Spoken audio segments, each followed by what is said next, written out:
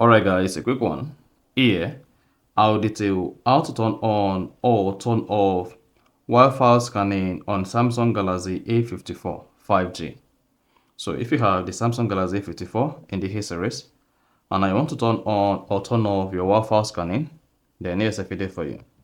So if at the end of this you found this offer informative, please don't forget to like and then subscribe. Now to enable or disable Wi-Fi scanning on Samsung Galaxy A54 5G, all you need to do is go ahead and open the settings app. On the settings page, scroll down, locate and click on location. Once you selected location, make sure location is turned on. And once location is turned on, go ahead and click on location services.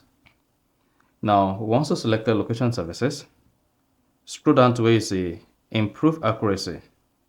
Now, to turn on Wi-Fi scanning, just enable Wi-Fi scanning. Then you see this lets apps use Wi-Fi for more accurate location detection even when Wi-Fi is off.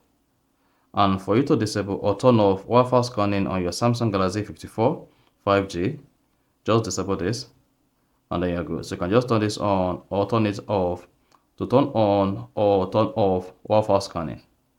So once you're good, just hit the back button.